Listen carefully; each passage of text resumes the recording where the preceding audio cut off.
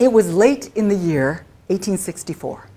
Even without the lengthy train of tattered but jubilant people walking and riding across Georgia in the wake of the army that set them free, the Federal troops led by William T. Sherman and his fellow generals made a procession so long that it took close to a full gray December day for them to pass by. The front of the line was 2 days' march from Savannah when word came down the road about a rice plantation up ahead with a collection of unusual animals, the sort that most of the Yankee soldiers had only heard about but never seen. The talk was of lions and monkeys and elephants. Really, there was only one elephant, and also of camels. "Camels," said Margaret when her grandson came to tell her what he'd heard. She was rolling along in a wooden cart not much bigger than a wheelbarrow, towed by the mule-drawn wagon in front of her.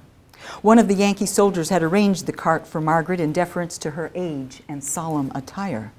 Lately, she wasn't feeling like herself. Her old bones couldn't get warm, and she knew why. Until the commencement of the current hostilities, Margaret had consumed 2 cups of life-everlasting tea every day of her adult life. Her sorry state right now on 1 cup every other day was proof, if anyone needed it, of the herb's sustaining power. She was down to a single branch of dried leaves in her once full sack, and although she sent Malcolm on foraging expeditions and kept a sharp eye on the roadside herself, no bushy plants with just the right silvery leaves could be found. Unless this army parade could carry her home in a week or less, she was sure to run out before she got there. Her grandson Malcolm held on to the top rail of the cart's perimeter, his bare toes clinging to the smallest of ledges over a wheel. It was some kind of shame, Margaret thought, how dirty his shirt was, how little was left of his pants. She was going to wash him for a week when they got back home. "Lions, too," he said. "You seen lions once." Had Margaret ever seen a lion? She must have told him a story borrowed from another lifetime, maybe from her mother's. She said, "Camels saved my father's life. They carried him across the sands to Baghdad. Malcolm, watch your feet by that wheel." The boy leaped sideways and waved to her from the grass alongside the road. Having seen what the Yankees did to livestock, she half hoped the rumored lions and camels were rumors only. Not that she blamed the hungry soldiers for helping themselves to as much beef and pork on the hoof as they could eat, and she could see why they didn't want to leave the enemy to avail themselves of the animals left behind. It was the same reason some of the white farmers and planters shot their own livestock before the Yankees got there. That was the very worst, in Margaret's opinion, coming up on a farm where all the livestock were already dead for days and stinking like a pestilence. It smelled so bad, even in December, it made the babies cry. Margaret was right to worry. Upon seeing that collection of unusual creatures, the first thing the Yankee soldiers did was ask their superiors for permission to let the animals loose in the fields and hunt them down for sport. Their superiors wisely withheld this permission, and yet one of the lions had already been shot by a Yankee soldier pretending to be a lion tamer, such as he'd seen one time at a circus in Chicago. Using a long stick and then a whip handle, he kept poking at the old beast, who was either too tired or too bored to roar, until the soldier on a dare got right up close and stuck his face in the sleepy lion's face in a way that must have made the lion think that this was part of the part of the show where he was meant to open up wide so the human could put his head into the lion's deadly jaws. The lion opened up wide and scared the soldier so badly that he soiled his drawers and raised his pistol and closed his eyes and stuck his arm straight out and shot that lion right in the mouth, causing the poor beast to clamp his jaws shut in surprise. You can bet that Yankee soldier told a different story when he got home about how he lost his arm in war.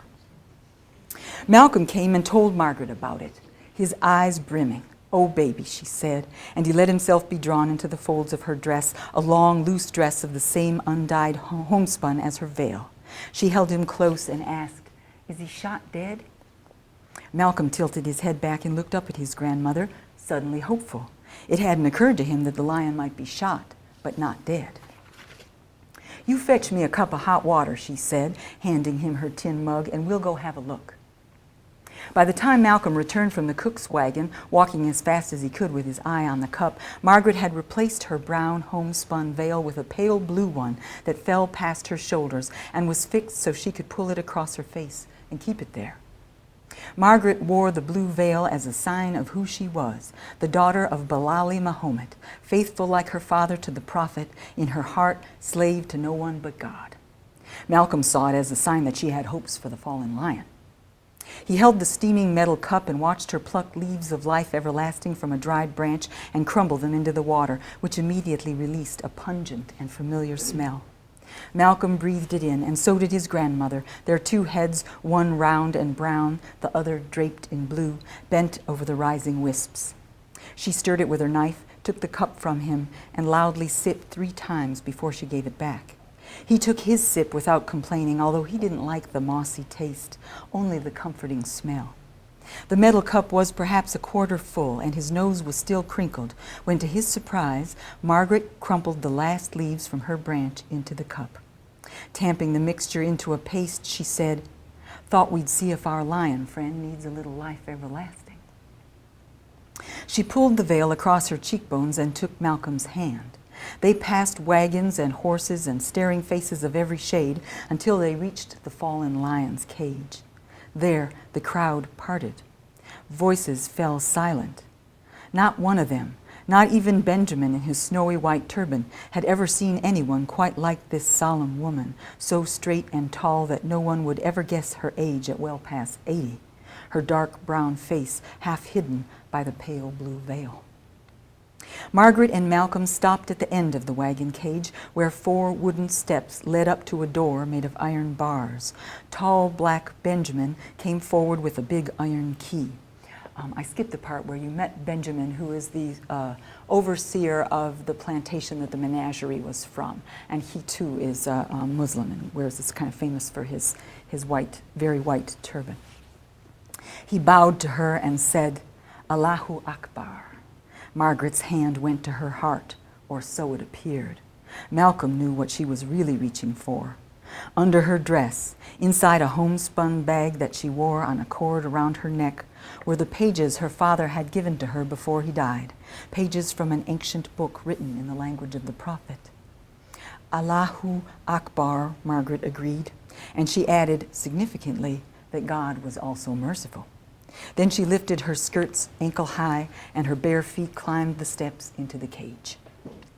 Most of the dried blood was near the door, where the Yankee soldier had stood with his foolish face growing paler and paler.